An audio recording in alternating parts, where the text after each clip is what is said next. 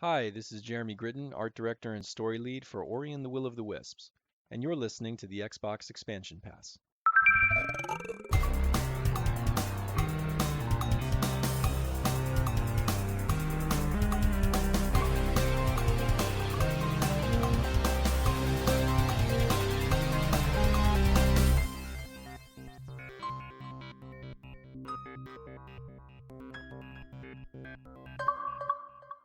Welcome welcome all to episode 148 of the Xbox Expansion Pass, recorded on Sunday, October 2nd, 2022. I am your host, Luke Lohr, the InsipidGhost. In this episode, we welcome developers from Reply Games on to discuss their recent AA release of Soulstice. It's an homage to classic action games like DMC and Ninja Gaiden, and it's an absolute blast. Prior to that, we're going to take a look at the implications on xCloud, given that Google's Stadia has been shut down. What game companies are doing to players impacted is interesting and uplifting. More on that in the episode. Enjoy. Yet another week of gaming is upon us and behind us. Welcome to XEP, discussing all things in the gamerverse as they pertain to the Xbox ecosystem. And as I am wont to do each and every week, I like to start the show by offering words of kindness to those who have made my gaming week better. And this week, the words of kindness go to names that you've all heard before: Ainsley Bowden, Joseph Moran, Kevin Butler, Mr. Charles Jones, and of course, Lord James Suddy. These guys are my gaming crew. In one way or another, I'm interacting with them regularly throughout the gaming week, whether it's about real life stuff, silly stuff, serious stuff, dumb gifs, dumb memes, and taking pot shots at each other or whatnot. But this past week was really rough in my real world life, like in the non-gaming sense. And I barely talked to any of them. I barely had a chance to play any video games at all. And still, they were there. They were joking. They were being silly. Nobody gave me a hard time for not being able to show up to gaming sessions or anything like that. And I really enjoyed that and that comfort, I guess you could say. And that's what friends are for. And with the exception of Kevin Butler, I met all these people through gaming, and it was just a really nice, uplifting thing to know that people would listen to me, have my back, forgive me. Like I couldn't make cast co-op. We couldn't do it. I had too much on my plate. And there were never any negativity sent my way. It was support. It was constantly like, Luke, you got this. Keep your head up. Keep trying. Whatever you need. And that's really, really nice. That's really, really nice. And it was just a comforting thing. And so I wanted to give them a due shout out for sure. It's also meant that my gaming time has changed from multiplayer to largely single player. I wrapped up the main story in Cyberpunk around 60 hours at this point. Now I can go back in and do side jobs and other little things. Really love that game. It's not gaming Jesus like some people thought it would be, but it's a really great game and I love it. And I got some flack from my gaming buddy Ainsley Bowden because without trolling or being silly, this game to me is very much a combination of Rage 2 in terms of shooting and driving, which is a compliment to the shooting and to the driving. It is very much like Watch Dogs, any of the variations of Watch Dogs, in that you can solve puzzles by different methods of hacking and opening and closing things, moving things around digitally by hacking, which is really cool. And then I suppose the writing in many ways and the performances are on the level of Witcher 3 if it were updated. And to me, those are compliments. But Ain seemed to get offended when I was like, it's like Rage 2 and Watch Dogs. But I really liked those games. I loved me some Rage 2, and I really liked Watch Dogs as well. And for better or worse, if you're listening to this show, you know that I have a big affinity for the AA. For the AAA that may not be the top tier, I think it's important to find enjoyment in those games because they were made by people and there's a lot of fun to be had. And I don't like the snooty, I only play nines approach of some gamers. And I've really enjoyed my time with Cyberpunk. But yeah, I love the comparison that I stumbled into of Rage 2 and Watch Dogs. I think it's a great comparison, in fact, and a compliment because I like those games, but I did get a hard time from a few people there. If you haven't tried Cyberpunk, I really encourage it. I really had a blast with it. I like it a lot. It really plays well on Series X. I would not recommend it on old systems, regardless of updates. I would play it on Series X, S, or PlayStation 5. And then, of course, if your PC is good, you should rock it there. I even got myself a Johnny Silverhand statue. Statue might be a strong word for it, but it looks like a statue to me on my shelf, and I'm really excited to have that just to complement my experiences with Cyberpunk. That is actually what I enjoy most about like special editions are statues. I don't really like vinyls or stickers or any of the little stuff. It's just a statue. I want something physical that stands out on a shelf that commemorates my memories with the game. And yeah, I love it for, again, those AA to AAA experiences. On my shelf proudly is the Darksiders Genesis statue next to Darksiders 3, and then quite next to it are the Arkham and God of War statues, the Halo statues, the Doom statues. And to me, it's just a wonderful commemoration for the time I spent with the game, and it brings back memories of goodness. And so I really dig statues and figures in that sense. And I'm equally excited for the statues I have coming this year. I mean, man, Gotham Knights is this month. I'm so excited for that. I'm hoping to get another voice on the show about Gotham Knights. Mind you, we had Gritsia Bajos, who voices a character in the game. She's been on the show. We had Osama Dorius, who at the time was one of the game designers for Gotham Knights. He's since moved on. But I'm really hoping we can get, Mitch Dyer or a few other voices from Gotham Knights on the show. That'd be really great. But I'm so excited for that and what's coming with Gotham Knights. That latest trailer, just fire. And some people are sometimes games get dunked on because people just want a game to dunk on. Gotham Knights is really looking good, and I think it's very silly when I see people default to, we're gonna make fun of it because it's Gotham Knights or whatever other game, and it's like, yo, you pay attention. You got some good games there, good games that can be easily missed. So I'm excited for that one. I'm also excited for God of War Ragnarok. I got my statue ordered for that one. I'm so stoked for that. And I say statue again. I want to be clear, like the special edition ones, not the like $500 things. I don't ball like that. I can't really handle that amount. But I'm stoked, man. October's a packed month. Gotham Knights. You got Call of Duty. Goodness gracious, let me scroll. I have like a list of just how many October releases. You got the new Plague Tale game. No More Heroes 3, I think, is still, or that might have gotten delayed. Resident Evil expansion is in here. Scorn. A lot of gamers in the Xbox community excited for what Scorn brings. There's just a lot to be had here in this October, and I'm stoked for it. I wrap up some of my extracurriculars at school. I'm coaching right now. At the end of October, that'll be done. And so November awaits with some extra gaming time, and I'm looking forward to it for sure. For sure. Well, all that said, there is a packed show for you guys. I'm really hoping you enjoy the Soulstice interview. Again, that's a AA experience that's very much in the homage of kind of the classic Devil May Cry style games, fixed camera, which has had some hit and misses, and we talk about that in the interview with Reply Games. Two fantastic gentlemen, Marco and Sam, who came on and really owned things that they thought players might be frustrated with, what they were excited about. I loved talking to these people. They knew their game backwards and forwards, and they were excited to talk about it, to celebrate it. And so was I. And I'm really enjoying my time with Soulstice. It is that perfect AA experience. One of the questions I asked them was, how do you deal with being a AA experiences with the resources that come with that and being compared to AAA experiences? And they really just gave a great answer for it. And I hope you guys will check it out and give the game a look. A lot of people are asking me about spooky games. I know Todd Oxtra later on in the show asked about that. There's a horror vibe to it. It's not a horror game, mind you, but there's this like dark fantasy, gothic horror-esque vibe to it that if you want a low stakes hack and slash game in that vibe, it might be something to look at for sure. Well, let's take a break and then hit the news. The biggest story this week is not Xbox specific, but rather Xbox adjacent. Google Stadia is shutting down come January 18th. Pretty big deal. Google announced that Stadia would no longer be a viable service come January 18th, 2023. I know a lot of people were frustrated by this on a number of different levels. There is a small community that's affected, but a passionate one at that. This is Xbox adjacent given the prospect of cloud gaming, but I want to note just a couple things. It sounds like Google announced this, but they announced it without telling many developers about the shutdown prior to posting the public announcement that Stadia would be leaving. This is a big deal given that you have big games like Destiny 2 and Assassin's Creed out there with a solid player base in the Stadia community, Avengers as well. And it looks like many of those companies are doing what they can to migrate profiles to other experiences so that Stadia users, if you're big into Stadia and you're playing Destiny or Assassin's Creed, it looks like they're going to be working to migrate your profile so you don't lose progress. You'll just have to jump in on a different platform.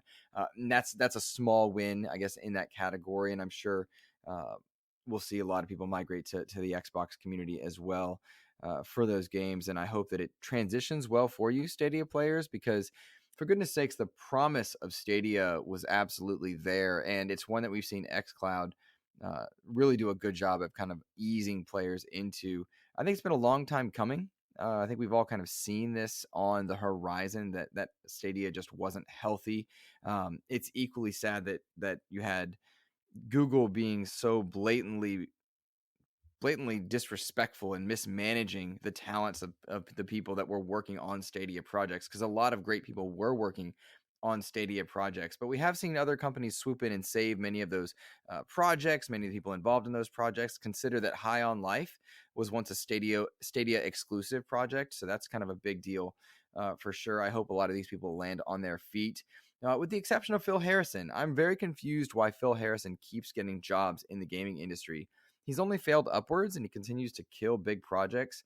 So there has to be something that Phil Harrison is doing that we are not privy to on the outside looking in. I'm very curious to know what it is, because he continues to get jobs. With Stadia shutting down, there's still plenty of xCloud competition for cloud-based gaming. I mean, you have to think PlayStation's kind of doing their own thing. NVIDIA's trying to work on their projects, as is Amazon with their own alternative elements.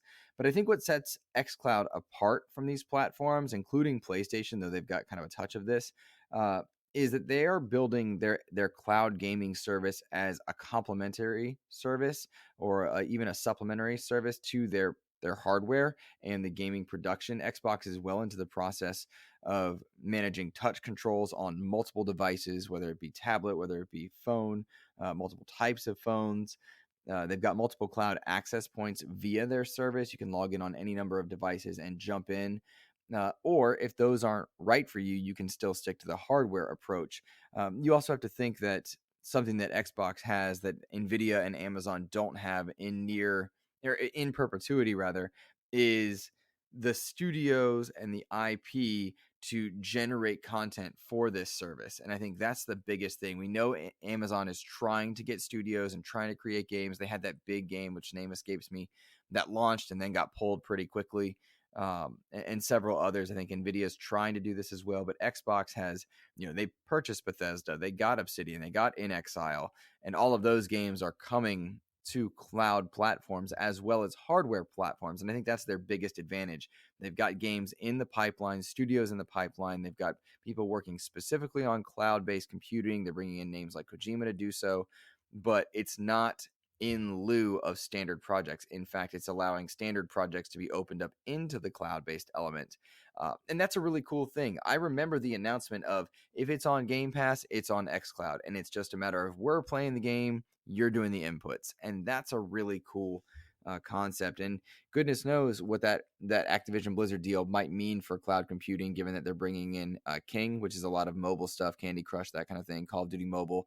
A lot of data to be had about latency and how to manage that, specifically for Twitch-based gaming, right? Like, I love cloud-based computing for how do I put this? Like games that are not super dependent on Twitch controls, Twitch reactions. And I think if you bring in Activision Blizzard King, you've got experience with that on another level that would add to your stuff. But it's a real shame that Stadia is shutting down, but I think that there is a lot of promise in cloud-based gaming, and xCloud seems to be the forefront of this, because they're not making it the forefront of their experience. It's a supplementary element or a complementary element. And credit to PlayStation for finally dipping their toes into the cloud-based thing. That's not meant to be a dig. I'm just glad they're doing that. I think Amazon and NVIDIA are good examples of competition in that space. And then there's always the wandering giant, like, what could Google Technologies do? Like, could the Stadia technology be partnered with something else? And I thought there was so much potential in that Stadia technology. Also had a lot of fear that, like, you're playing a game through Stadia, or rather I should say, you're watching a video on a game being played, and then you jump in via Stadia, and then all of a sudden ads pop up. Google is vicious with ads, for goodness sakes. It's wild to try and navigate YouTube without an ad blocker now, because they're trying to push you towards spending money. And I really want Google to have competition on a number of levels. I need YouTube to have competition on a number of levels, because there is such a thing as unchecked power. And I think we're seeing a lot of that with the Zuckerberg stuff, and the political elements of Google in the last few years. But bottom line, to bring it back to gaming, I think this is a real sad thing to see Stadia shutting down, knowing how many people tried for it. But it was also a long time coming, and if you didn't see the writing on the wall, I think perhaps you weren't looking. And I'm anxious to see how xCloud and other companies react to this news. And I'm hoping those projects get saved. High on Life is the example I chose as a game that was once a Stadia exclusive. My hope is that we continue to see more games brought. One of my favorite games, Darksiders Genesis, was on Stadia first and then made its way over to proper consoles. And I'm anxious to see what happens to many of those projects.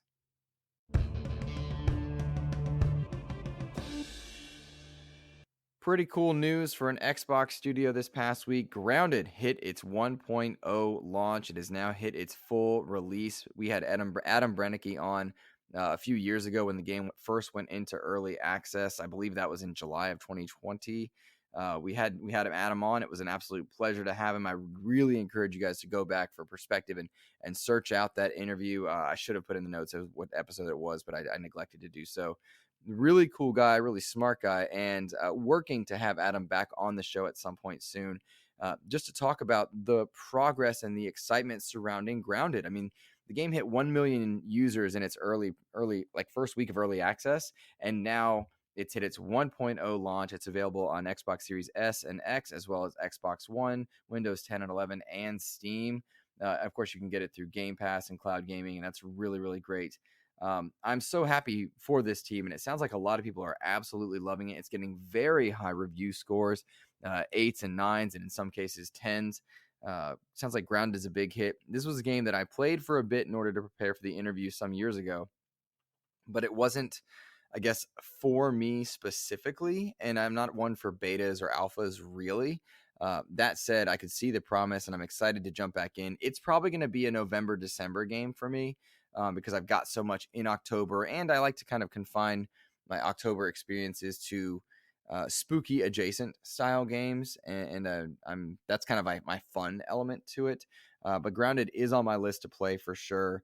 And bravo to them. Their 1.0 release, 13 biomes, 3 of which had huge overhauls, 44 creatures, including a giant koi fish and bird, as well as a host of features that flesh out the game. Much was made of the arachnophobia mode, which I always wondered, and this is where I need people to write in and tell me if I'm being silly or whatnot. I always thought it was odd to put in an arachnophobia mode. I know some people are scared of spiders, but so much so that you couldn't play a game. That surprises me, but I could just be ignorant to those who actually like how detrimental it could be. So if you know someone that is able to experience Grounded or can't play a game due to spiders or fear of spiders or whatnot, because you're supposed to be tense and scared of them, I would love to know and give me some perspective. Perhaps I'm being too harsh or not understanding enough, and I would welcome some perspective from somebody that's actually impacted by it, because to me it seemed like an odd element or an odd thing to do to turn it into a jelly bean and reduce the fear of it. But I want to know, so tell me if that's you, because I think it would help a lot. I think also we should go ahead and jump straight into listener topics for this one, because I don't want the episode to run too long, because we do have a good 40-minute interview about Soulstice, which, let me mention something about Soulstice before we get to listener mail. AA game, a lot of people liking it, a lot of people not liking it, a pretty big kind of disparity in terms of reviews because it's very old school, intentionally old school, built as an homage. I've played about 4 or 5 hours into it, and I'm really liking it in terms of an action hack and slash game. It's the kind of game for me where you can turn your brain off and just play. I think Sean Capri and I used to call it video games, and that's what it feels like. It's a game you can just play. You don't need to be tuned into the story if you're not there for that, although the story that's written is pretty darn cool. But it's this wonderful homage to the old hack and slash third person genre.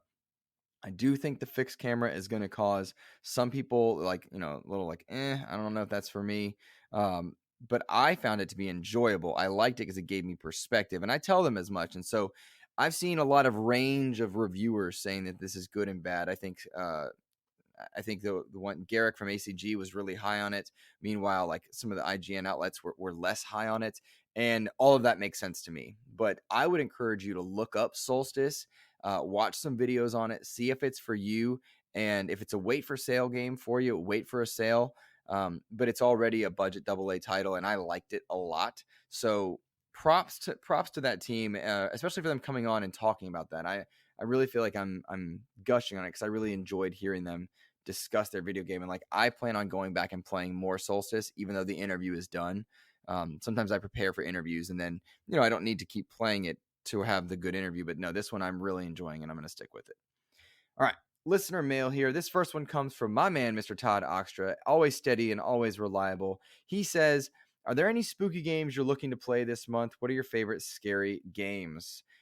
So I just discovered a really good spooky game. Well, it's not spooky. It's a Halloween themed game called Savage Halloween. It's $5 on the Xbox store, and I think it's on Switch and PlayStation as well as PC.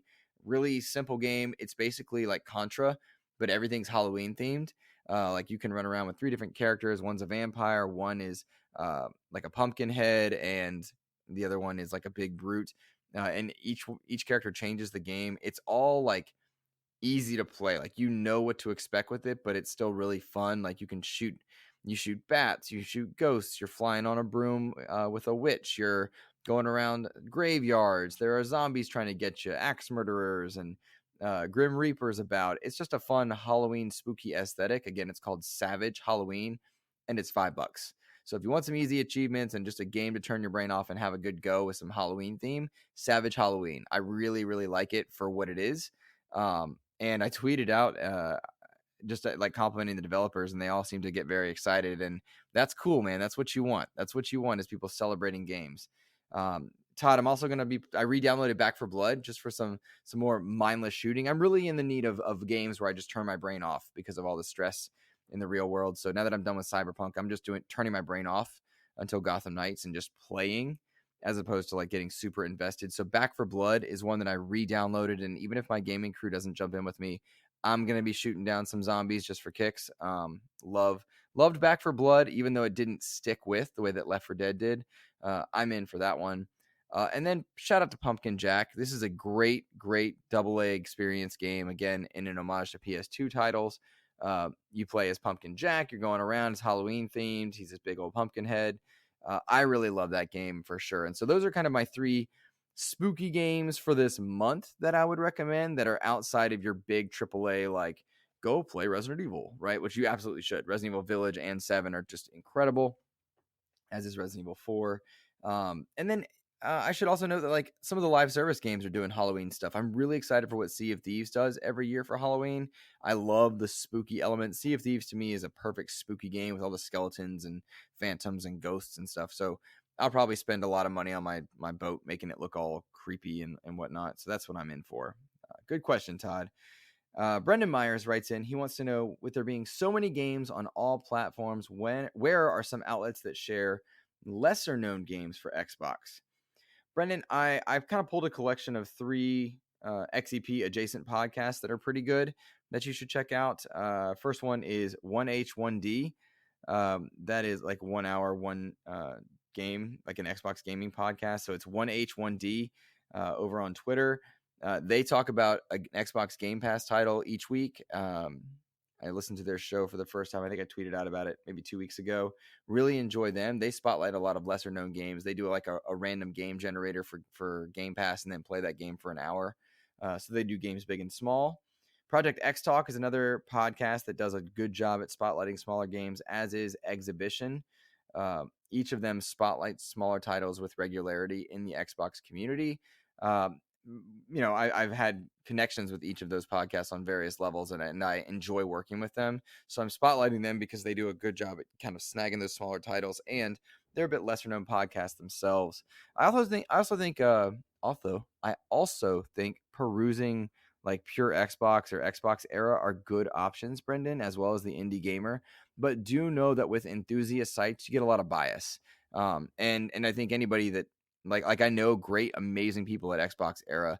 But I think if they were to say like, well, we don't have bias. Well, no, it's called Xbox era. It makes perfect sense. And like, I love those guys. They're fantastic. Just know that if you're on Nintendo enthusiast, you're getting some Nintendo skew, right? So you would get the same thing for the Xbox element of it as well. Let's see. Next question comes from Mr. Rune Talvik. Rune says, your thoughts on limited story content. Because of all your tweets about Sea of Thieves, I decided to jump back in, and I'm absolutely loving it. However, with life being busy, I don't know how I can keep up, so I'm missing out on stuff in the game.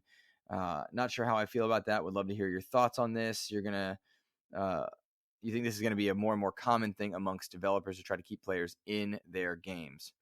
Rune, I do think it's going to be more common amongst developers. I am frustrated with story limited content that doesn't cycle back or give you a way to access it later. Sea of Thieves is a good example of this. I missed the latest mystery because of me being in COVID mode and then switching out of COVID mode and going back into a really frustrating situation at work. So I missed out on the latest time limited content in Sea of Thieves, and that was a bummer. I plan to ask a developer that might have some experience with this specific thing in about an hour from this recording. I have one of them on, and that'll be on next week's episode. Really excited to get on the mic with this chap. Should be a fun time and helpful to kind of figure this out a bit. But I don't like time limited content that is story based, where you can miss out on like something for your character or whatnot. There's got to be a way to adjust it. But live service games are tough in that respect. Fun speculation. What's up, Mav? He says, what game franchise do you want to see come back in a big way? Oh, man, I feel like I default to a few of these, so pardon me if you've heard this before, but Rogue Squadron is the one that I'm immediately like super excited about. Like, please bring back Rogue Squadron. I absolutely loved those games. I want to see them come back. I don't know that you would call this a game franchise, but with the success of the Cowabunga collection and Shredder's Revenge, that 16-bit era beat 'em up, I want to see those games make a return. There's a lot of superhero games and licensed games that I think deserve to be re-released so they're not lost to time. Same with Marvel vs. Capcom 2, bring that back. Yeah, those are the ones that I'm super into. As far as like what franchise, that's a tough one because like I'm boring in the sense that like I know what I like and I want more of it, and I don't know how to have the creativity to excite it. So like I want more Arkham games, but Arkham's story is done, and Gotham Knights is not meant to be a replacement, nor is Suicide Squad, despite being in the same universe. And I don't know, like I don't know if that's the right answer to your question. Like I want Doom 3's horror style Doom to make a return. We've got the good run and gun shooters of Doom and Doom Eternal. I want the horror version of Doom to come back, like in Doom 3. So those are kind of like jump out, standout ones that I want to see make a return. And that I don't think that's truly answering your question. I'm ready for a sequel to another Darksiders game. I want that franchise to make a comeback. And Halo Wars 3 would be cool. And again, I don't know if that's the right franchise spirit of the thing, but yeah, those are my answers in this quick moment. I did not prepare for your question ahead of time on purpose. I wanted to see gut reactions. And so Rogue Squadron is at the top of my list. And then another Arkham style game. I would, more Halo Wars, that kind of stuff. Yeah, that'd be good. Last question comes from Mr. Court Lalonde, host of Xbox A, an Xbox podcast. And Court, you do too many podcasts, man. You're on too many. You're on like a PlayStation podcast and talking about Xbox on it all the time. It's crazy talk, man. It's crazy talk. JK, I love you. So he wants to know, is the news cycle behind Activision Blizzard's acquisition getting tiring for you? Yes, Court, it is getting tiring. I don't really care to talk about stuff that we're not experts on, and I get really tired of a lot of shows going in and pretending like they are experts and acting as though they know what's happening with Activision Blizzard when they clearly do not. I don't mind when like Satya Nadella speaks or Jim Ryan speaks and we look at the comment here and there, but when people are like, well, I'm a legal expert, and this, like, no, you're not. And you don't know what's going on with this deal one way or the other, whether it goes through or not. It's expected to go through in June of 2023. That much we were told from true legal experts. But like, I don't know. I'm tired of talking about it every week. I much prefer to talk about games themselves versus acquisitions. I think acquisitions are great for SEO, but I'm not a show that thrives on that. My show does not grow because of SEO in any way. It grows because small people out there are retweeting or DMing people or putting it on Reddit. By the way, whenever my show hits Reddit, that is like the biggest feeling of accomplishment for me. So thank you to whoever's posting it on Reddit from time to time. so my show doesn't live on that, and so I don't like to talk about acquisitions, and I also don't care. Like, one of the problems with being an Xbox content creator right now is that all of their games are down the line, right? Like, it's consistently for 2 years we've been saying, well, when this game comes out, and they haven't hit their release cadence. And I think that's a fair criticism, right? Like, Halo Infinite and Forza Horizon are so good. They're so good. But after that, we've had almost nothing. I don't think Grounded feels like an Xbox release, even though it is. I don't think As Dusk Falls, I don't know why that game got attention on the level that it did. And then, like, shout out to that studio and team for making a good game. But why did that get the attention in lieu of the Forza Horizon expansion? I don't understand it. And so I want more games to talk about, not acquisitions, not, indie exclusive stuff in lieu of AAA stuff. I'm ready for big games. And so, yeah, man, I'm tired of talking about Activision and acquisitions and whatnot as the main topic. If it comes up, yeah, that makes sense. But, like, dude, if when any little thing like this regulator said this about it, I don't care. I just want to play games and talk about the games portion. All right. That's going to be it for my portion of the show. Of course, find me on Twitter at InsipidGhost, and please rate the show. If you're watching on YouTube, please click like or subscribe. If you are on iTunes or Spotify, please drop a review, guys. That is the lifeblood to shows like mine. It would mean the world if you would be so kind as to do that. I'm going to send you now to my interview with Reply Games. We've got Marco and Sam to talk about Soulstice. Again, give this game a look. See if it's for you. I liked it. I liked it a lot. But, plenty of people out there weren't mixed. But I really enjoyed this interview. These guys were so cool and so willing to talk about their project.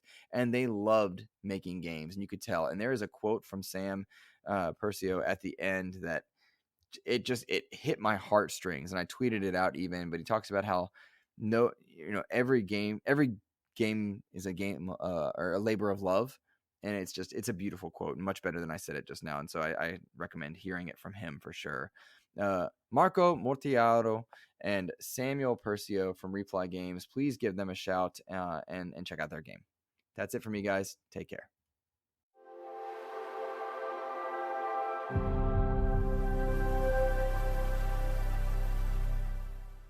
Alrighty, guys, I am fortunate now to be joined by two developers from Reply Game Studios, the studio behind Soulstice. I'm joined by Marco Mortillaro, sorry, Marco, the lead game designer behind the game, and Samuele Perseo, one of the writers for the game as well. Gentlemen, how are you? Oh, great. Thank you. And your Italian is really, really good. Well, I know we talked prior to me hitting the record button that I was terrified I'd mess it up, and I always get nervous. Marco, would you pronounce your last name for the audience? Let them know your name properly so that I don't butcher it too badly there. It's Marco Mortillaro. And I am correct, you were the lead game designer with Soulstice. You are absolutely correct. Nailed it. And Sam, how about you? Would you pronounce your name properly for me so that everybody can know who we're chatting with? It's Samuele Perseo, but Sam also works fine. So no worries. Excellent. So cool. Well, guys, I'm so excited to have you on XEP this week. I've been playing Soulstice. You guys just put that game out. Super fun action game, really cool art style. And I'm loving the vibe that comes with it. And I want to talk quite a bit about Soulstice. But first, I think it'd be great if we shared with listeners a little bit about Reply Game Studio. Where the studio is located, how many developers are there, and how long it's been together. Tell me a bit about Reply. Yeah, we're part of a big telco group that's called Reply. It's a group that deals with digital transformation with big companies. So nothing that's strictly related to gaming, but they also wanted to have a game development studio among the ranks. At the beginning, it was for a hybrid approach. So we got to deal with B2C gaming, which is games we obviously develop for people to play them and purchase them from Steam, PlayStation Store, Xbox Store, and stuff. But we also got to work on some business-to-business projects. But then after a while, we realized that these two streams are quite different, and you need to navigate them with different tools, different people, different kind of expertise. So as Reply Game Studios, we stood out as a proper game dev studio within the group, and we kind of relaunched the company. And that happened after we actually developed and released two games, Joe Deaver's Lone Wolf and Theseus. But with the announcement of Soulstice, we also made it official that we were actually now being rebooted as a completely separate game dev studio. We're based in Milan, and there's roughly 50 people in the studio working with us. Even though for Solstice we also had some external help from a bunch of other Italian companies for audio, music, and cinematics. Eventually it was 50 plus 20. Wow. Okay. Very cool. When anyone Googles Reply Studios, they see that it's a AA game developer. Do you guys think of yourselves that way? That's our purpose. I mean, it's a bit of a Shangri-La for many developers trying to make their name in the international industry. What we realize is that if you go for projects that are a bit too small, the competition is actually immense because you're dealing with so many other teams, students, amateurs, people that are really good but they want to stay small and because they like it that way. But for a company like ours, we really needed to establish a foothold in this other scenario, uh, because we knew that we could, and that we also had to make sure that we could put to good use our skills and also the opportunities that we could have as a company. Does having that the challenge of being indie, AA, or AAA, does it help set expectations for yourselves internally to keep from stressing out with being too big a project, too small a project, that kind of thing? Well, I think we can both answer this question. From my perspective, it's like striking the right balance, because obviously you're not playing in the biggest leagues, but Mm-hmm. your products tend to be compared with those really big games. Mm-hmm. So it's you have to be responsible for that. You have to take that into account, and also maybe many gamers from the outside world cannot really understand what's going on behind the scenes. But you're the AA studio, but that means that you have to put in there the care for detail, the attention, the processes in development that can really be compared with AAA development, Mm-hmm. even though you're aware that your output is going to be different, at least in terms of scale. But maybe Marco can also uh, tell Yeah, his own version. actually, I fully agree with what Sam said. I would have said mostly the same thing. Interesting. Very cool. I always wonder about that because there's so many pressures, there's so many games being made worldwide, and yet, despite different levels of funding between games, different amounts of time allotted for development and resources, etc., games are so often compared to one another. And I found myself in preparing questions and playing through Solstice. Everything that I was doing was like, all right, I'm comparing this to a different project to help me define my experience. And that, I think that's both a good and bad thing. I don't know if you guys feel similar. Yeah, I agree with that. And as Sam was saying, it's hard to how can I say that working knowing you have limits, but sometimes being compared to stuff that probably hasn't hasn't limits, or have greater scale than ours. Mm-hmm. So yeah, it's both good and bad. Well, let's talk about Solstice itself because I've been playing it for the past few days, really having a blast with this action title, but I don't want to be the one to describe it. I think it'd be really cool, Marco, if you could share as the lead game designer in your words what kind of game is Soulstice, and what were you going for? Solstice is a third-person hack and slash game with a dark fantasy setting, and this is something like a love letter to the whole genre. And we have this twist of having two characters that need to work together in order to prevail against enemies. And there are two sisters, Briar and Lute. And I believe that the alchemy of the two in the game is something that we got really good because while playing and performing combos, because of course it's an hack and slash game, so you can perform combos with Briar, and you see her sister Lute attacking and parrying because we have this AI controlled sister that can counter attacks by pressing a button, and that whole flow and those mechanics together, I believe, are really satisfying to play with and never get boring. And I believe you get that feeling of the two of them working seamlessly together because they have this great bond because they're sisters and they're bound together by that ritual. And yeah, we were really proud of how the game turned out. And if I can add to that, to distinguish the two, Briar has a lot of weapons, and as I was saying, you can perform combos, slay enemies, and we have 7 different weapons in the game, and you can switch them on the fly, so you can perform combos with 3-4 different weapons, switching them in one a single string. And as I was saying, her sister Lute is controlled by AI, mostly for her offensive skills. But we wanted the player to have some kind of control on her still, even if you are, since you are, it is an hack and slash, you need to be focused on pressing madly on the attack buttons and performing combos.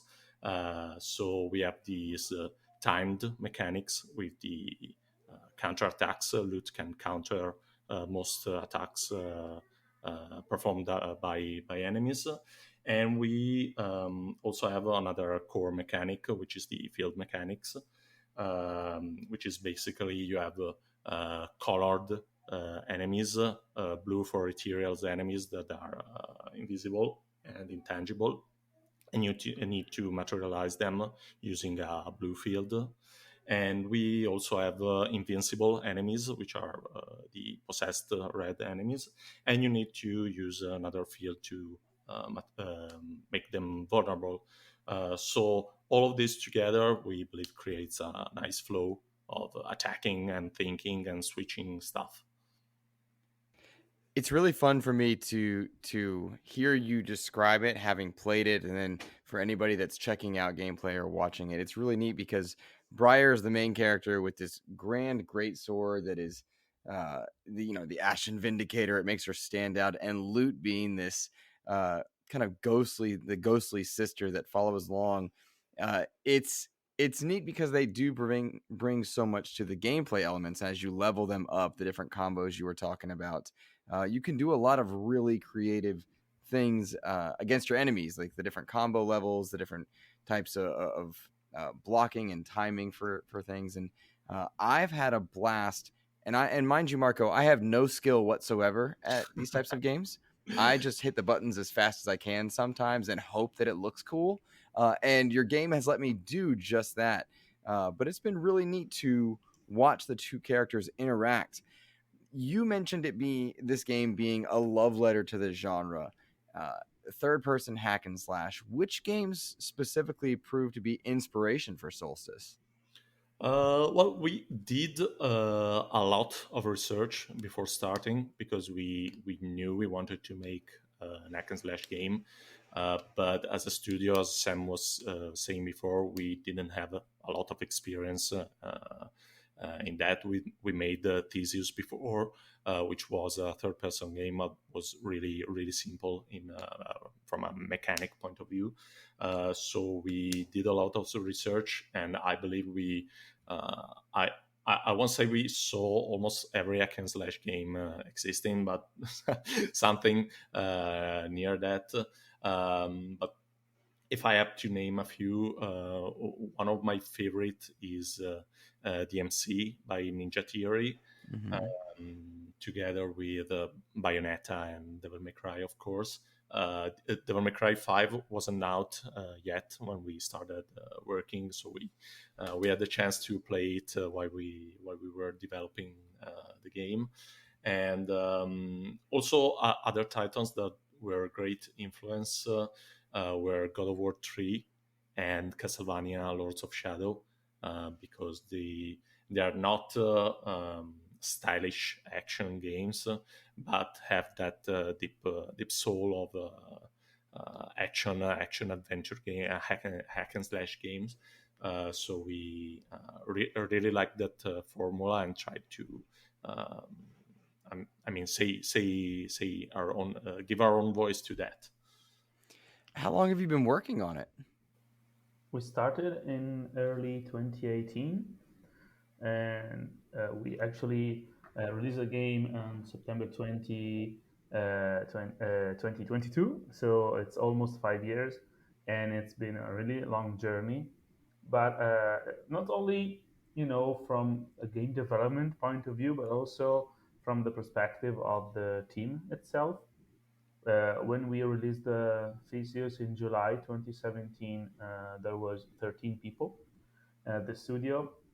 So as we started working on the vision for Soulstice, we also understood that we needed a team to turn that vision into reality. So it was a matter, especially in pre-production, first year, it was a matter of obviously defining the concept, but also undergo a heavy phase of recruitment and setting up a pipeline that could be adequate for such a bigger team than what we had been used to manage in the past. So many people, so many new things to take care of.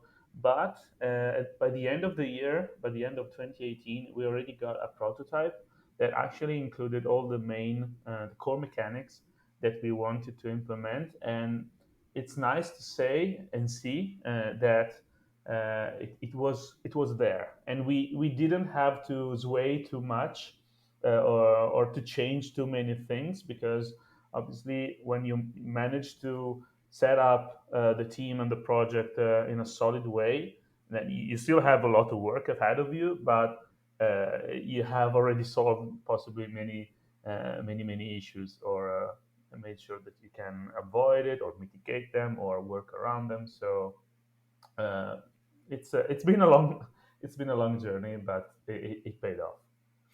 It certainly seems so. 4 years is a long time, particularly given that you had to develop through COVID and work from home, pandemic elements of it that had to certainly change the way you guys interacted with your project.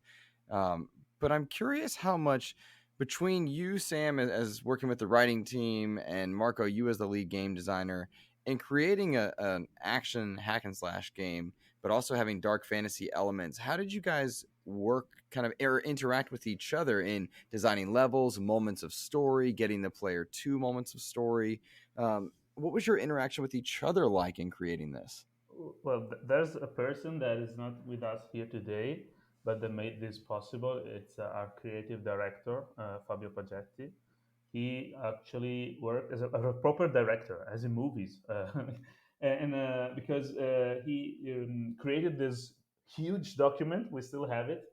It's a sort of draft that was useful for all the departments. So it was useful to me.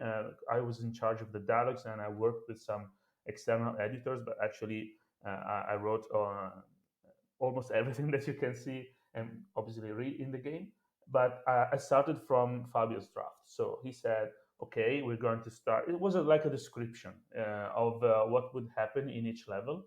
So he could say, at the beginning, we have an exploration phase, and we can possibly talk about the environment. And then we have a certain fight where we introduce a feature. So maybe the dialogues could focus on that feature. And that the very same draft ended up in the hands of Marco and his team, but also on the to the art department, so that they knew how, more or less, how to create the set that we would use to decorate the environments.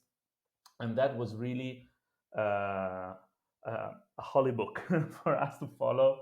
And then obviously each stream would have to be integrated with the others, and there were many reviews, and Fabio obviously keeping a close eye on consistency, coherence between the different aspects of the game. But obviously Marco can give you a deeper insight on how the experience was developed and refined based on this Yeah, process. while Fabio was developing this holy document, we defined with him some core moments, both from a narrative point of view and a gameplay point of view, of course, because we needed those, and we created something like a map on a wall of the whole flow of the game while we were blocking out levels.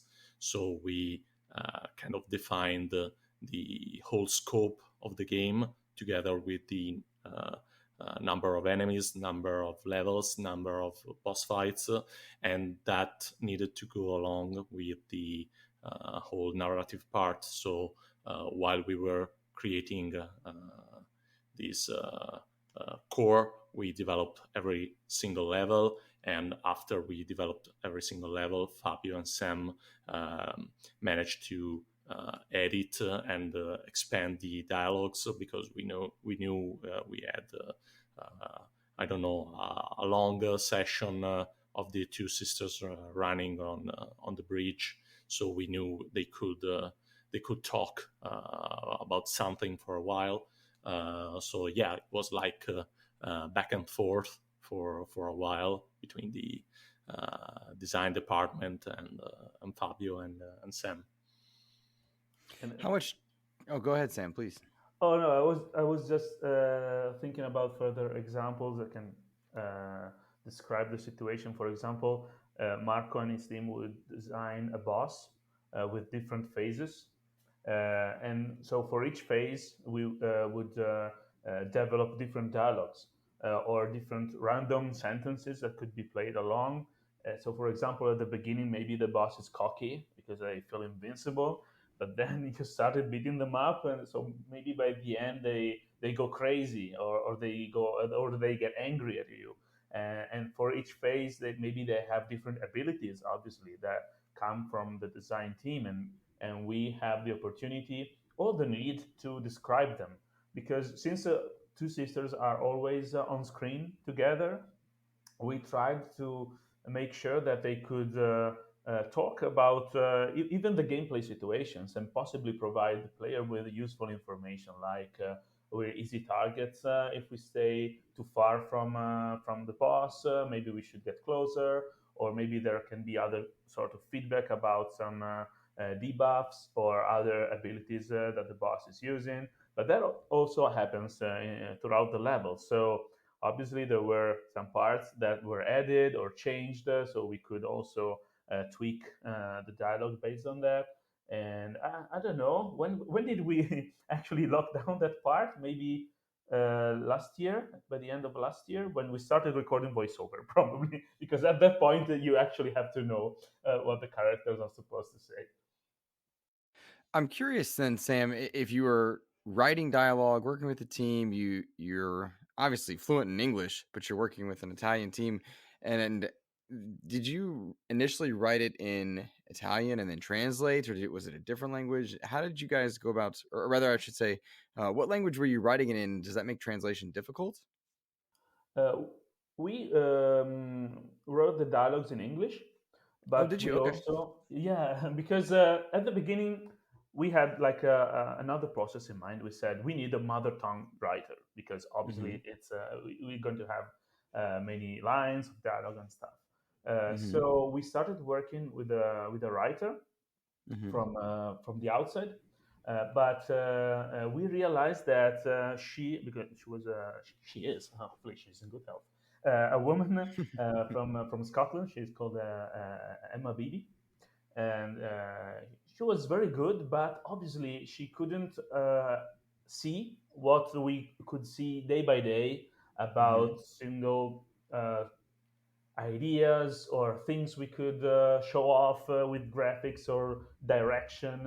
So at the beginning, we thought about providing her with a draft, and then that she could develop, But there was a sort of detachment that was not based on on skills or insight. It was just that if she had been there with us, it could have been different.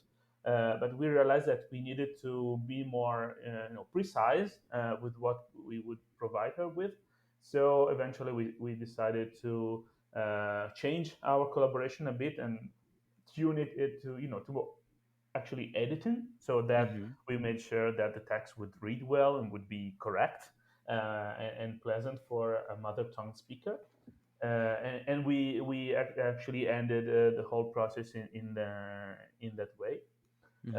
Then, when we started working with the publisher, we also cooperated with another editor. She's called Rachel Heleba. She also helped us a bit with culturalization, and we wanted it to be more adequate to American English speakers.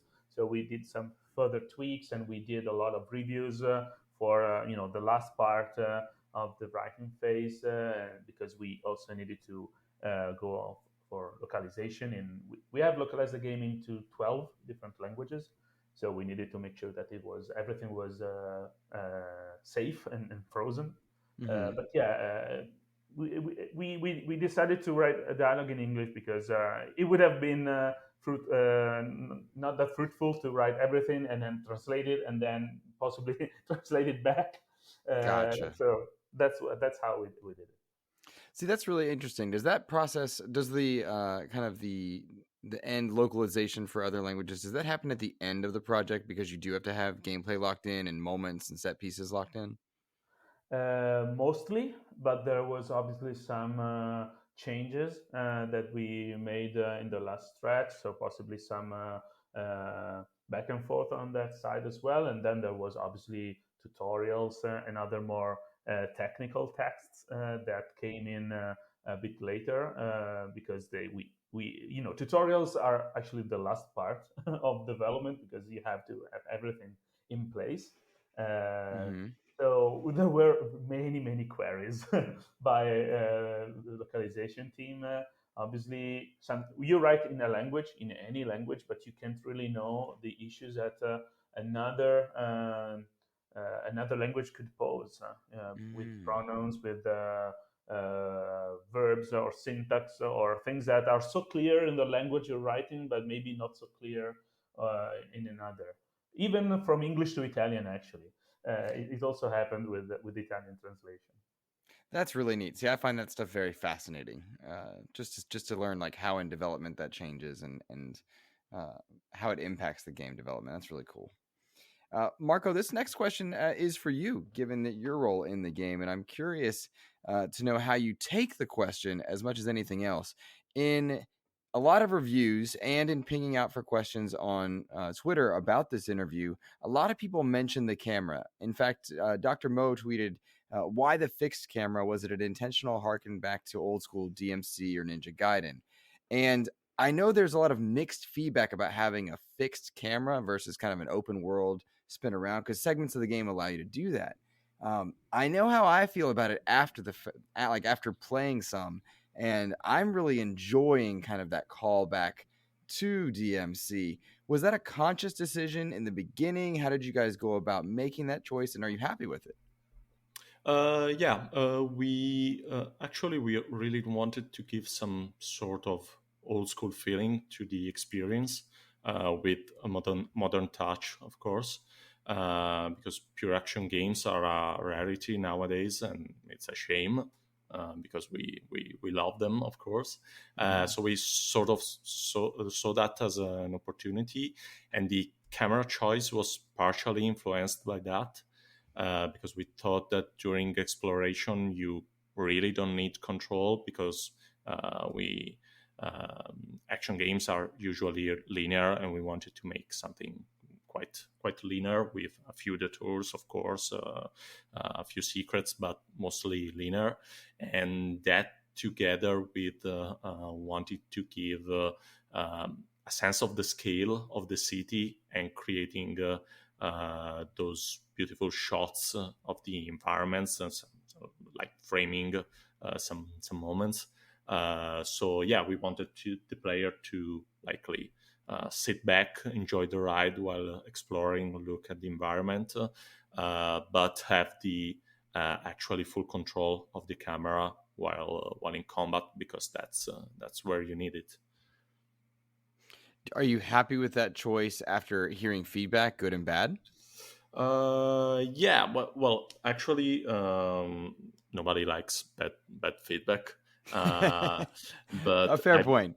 I believe that will be constructive for making something next. But still, yeah, we are convinced by our choice. We're gonna work on what is not working, especially in combat. But we still stand by our choice. It had been some time since I'd played a game with a fixed camera, like a third person, like action game. And I found myself very quickly growing to appreciate the environments, because with the fixed camera, I could see things that you intentionally wanted me to see in a way that I think I sometimes miss when I have camera control. I miss what an environmental artist has created, or something that I'm meant to see by the design team. And one of the benefits, I think, to having the fixed camera was I really felt the vibe of this game. There was an element of horror vibe thanks to the dark fantasy, the fog and the smoke as you're going around these dilapidated buildings and broken down castle areas. That was, for me, a very wonderful side effect of the fixed camera. In designing the environments, was that the vibe you were going for? Yeah, of course. Consider that all of the fixed cameras need to be placed by hand. So we have the a level design team together with the art team, the environment artist, work together to, as you were telling, kind of find the vibe they want to go by, with the dressing, with the framing of the scene through the cameras. So yeah, of course, again, we wanted to use that system to give you a better look at the world we were creating, because our team is great at making that. So we wanted to how can I say that, give the player a good look at that. Gotcha. I see. One of the neater things that I like about combat encounters is the very end of a combat encounter, right before the game gives you your score, which, by the way, again, I'm terrible at this at hack and slash. But whenever it happens, there's this really cool slowdown effect. And I think I've had some really cool moments seeing Briar and Loot up close as an enemy's, guts and gore fly around. I really like that. Was that something that you guys had planned to do, or was it something that came about during development? Yeah, I think the whole purpose of most hack and slash games is to make you feel cool, make you look good. And slow motion is one of the best ways to do that. So yeah, we decided a few moments where you need to see things slowly. The kill camera at the end of the fights is one of those, especially because again, we have these two cool characters working together, and most of the times they are performing different actions at the same time. So it happens a lot of time that at the end of the fight you can see them performing two different actions at the same time, and those are different from the fight before and the fight before again. So something we intended to do, and we'll keep doing. Whenever we zoom in on Loot or Briar and we hear them interacting with each other, we're able to see more of them, facial reactions and their mouths moving and impressions that they're making. And so I'm curious how you guys settled on the art style of not just being dark fantasy, but of Loot and Briar themselves. I think that is one of the directions that Fabio helped give to the game. He's very passionate about Japanese, not just gaming, but also fiction. And he keeps telling us because it's often is about a matter of the style of showing and telling things rather than the actual content. So the idea was, yes, to find a way to be that impactful.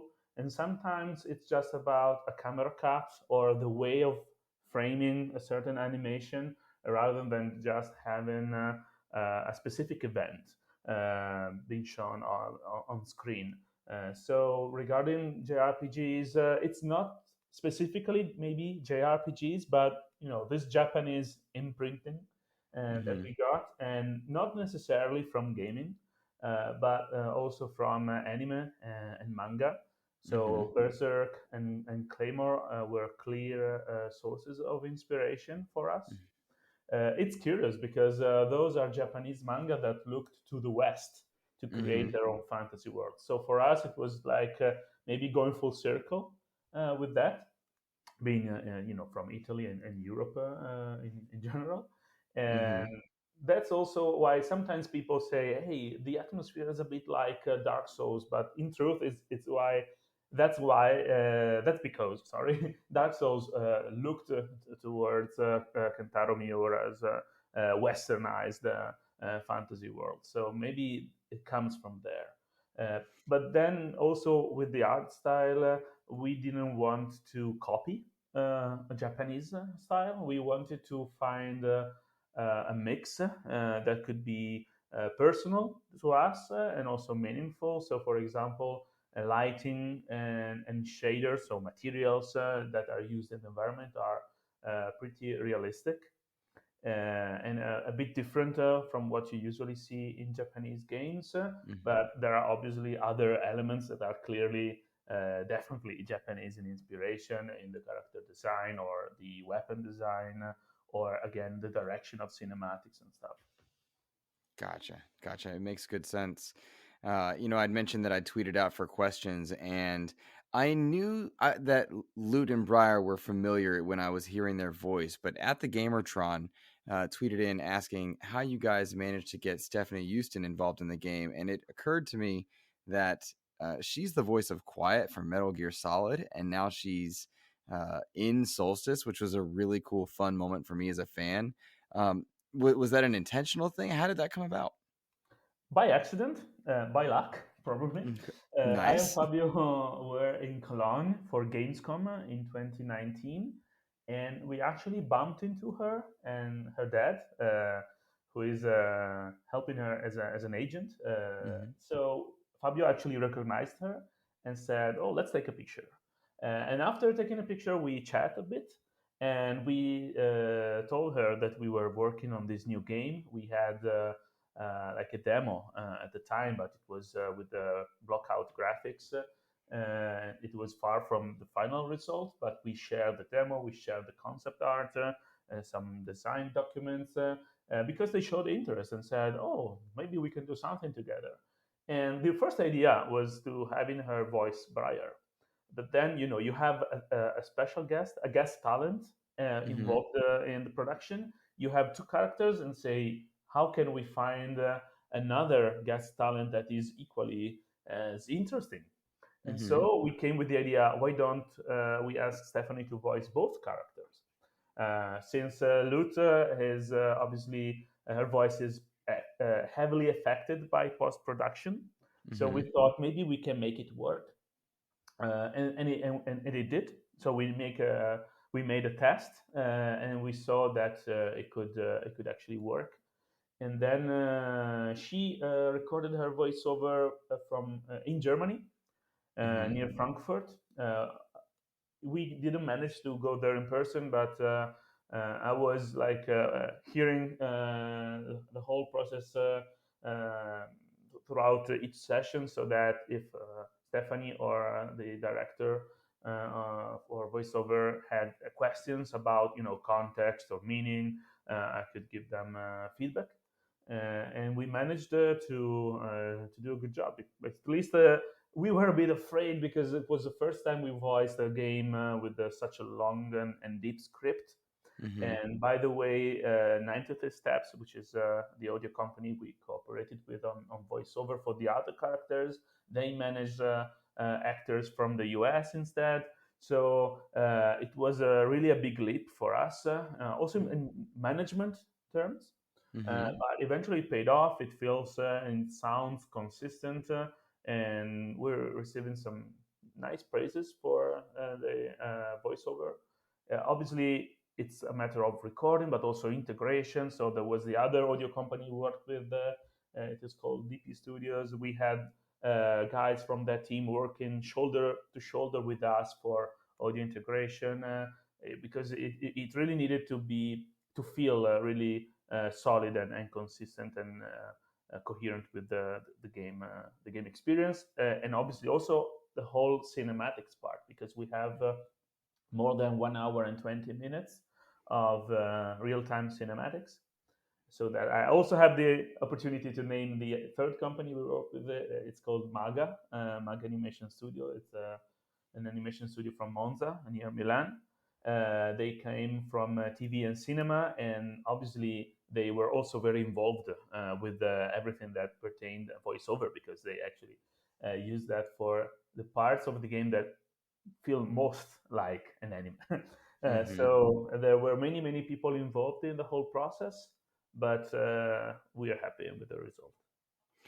Well, to those many people involved, I got to tell you, I'm really enjoying this as just an action game to get lost in. It feels nostalgic and it's really fun. And I know that several of the people that wrote in, I got DMs about people that were just having a good time with the game as well. And one of them came in publicly from Butch4969. That's quite a number, Butch. Good job for you. But Butch said, he said, awesome game. Any plans for additional costumes, weapons? Is DLC something of interest? Is there something that for the next project that you guys would look for? I think he's just wanting more Soulstice.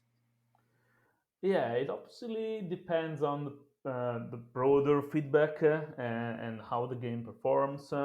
But we have created this new IP. It's an original IP that we created from scratch, and we would be eager to expand it and explore it even more. Right now, as Marco said, we are actually focusing on this very game, on the content that we put out, to refine it and make it as smooth as possible in those aspects that maybe can be tweaked a bit. And do you mean by way of patches? Is that what you mean? Yeah, patches and updates. But it's still early to speak about those in detail. But obviously, we will share more information with our community as soon as possible. And then the time will come to think about what really comes next. Gotcha. Well, I'm curious, and Marco, this one I suppose is more for you in this front. When it comes to patches or updates, as the game designer, are you soliciting feedback from people? Are you watching Reddit? Are you watching social media? How do you go about finding out what there is that needs to be fixed? Or is it something you kind of already knew and you kind of have a list to work on once the game comes out?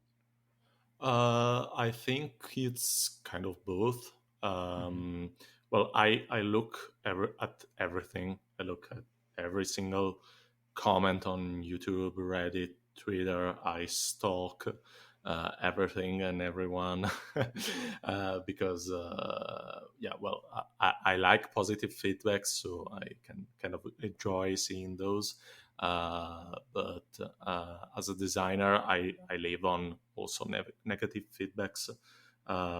So yeah, we tend to look at everything and kind of count and list and give a sense of urgency to some of the features that we believe need most of the work. Mhm. And there are some things that we knew when the game actually released, because we performed a lot of playtest prior to the release of the game. So we knew there were some divisive things. But there are also a lot of stuff that we didn't consider and didn't know, and we kind of acknowledged because a lot more than the playtesters we had played the games in different formats with different play styles. So yeah, again, we had a roadmap after the that we already planned to work on before we released the game, but a few things changed based on feedbacks. Is it tough to balance your game between people like me who are button mashers and just trying to look cool and having just a good old time breaking everything and leveling up, versus those that are nailing the combos, getting top tier diamond, platinum ranks every time? Is it tough to balance the game between kind of those two sets of people? Yeah, it's kind of difficult. Also because we kind of started the project with accessibility in mind. So we knew we wanted the game to be the more accessible possible, but knowing also that we, since we wanted to make an hack and slash game with combo score, etc., we knew that we kind of appealed to more hardcore games. So yeah, balancing one difficulty is totally easier. Still hard, but it's totally easier than balancing five different with again accessibility in mind, having features like auto combat, auto counter, and so on. Gotcha. Well, guys, I think that's a great place to kind of end out on the interview. I wonder if, as a final closing moments, you might point players to perhaps your favorite aspects of the game or things that you really enjoyed about the project that you would like them to see. I'll start, Sam. Yeah, go ahead. Yeah, but as I was saying before, one of the things I like most of the game is seeing the two sister in action and making different stuff, but at the same time, and working in synergy side by side. And that was one of the if not the most important objective we wanted to achieve from both a gameplay but also a visual point of view. So yeah, I believe that is something we nailed, and something I'm proud of. And also I believe we have really nice boss battles, especially in the late part of the game. Super cool designs. Super cool. I cut you off, but super cool. Yeah, we have some crazy stuff again, especially going towards the end of the game, and those are really fun both to play and to look at.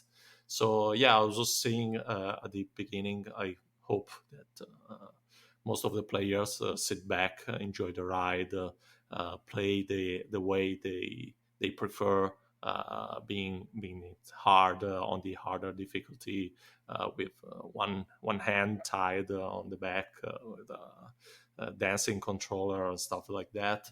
But also if you need assist and easier difficulties, hopefully they'll enjoy the game too.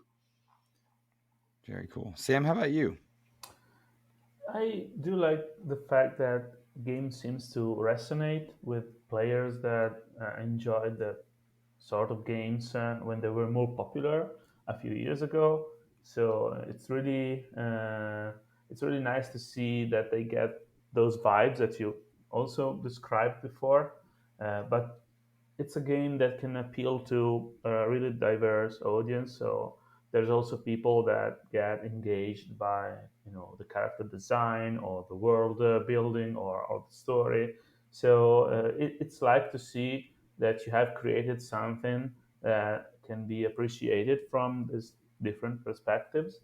And it's also nice to know that there were many people working on the game, but eventually it's not a really big team compared to blockbusters that we are competing against. So it's really a way of developing this scale and of a project that where everyone can really leave their mark. So every single person that worked on the game can say, "I managed to did this specific thing that maybe made the game a bit better, or that it can help it stand out." And that is true for every person that worked with us, every department, and obviously for the players. The final product, what ends up in their own hands, is what matters in the end. But I still think that when there's so much passion behind it, you can feel it when playing, rather than some other sort of work that you've done because you have to. Our work is a work of passion and of love, and that's true for all game developers around the world, obviously. And it's the feeling that your passion ends up being the enjoyment of someone else. I think that's a great sensation, a great feeling. Wonderful, wonderful way to end the show there. Soulstice available right now on multiple platforms. I encourage any listener to go check it out if you're a fan of the action hack and slash platform. Sam, Marco, thank you guys for joining me today. Thank you for inviting us. Thanks a lot for having us, and I hope that you keep on enjoying the game and that your audience also has a chance to try it out.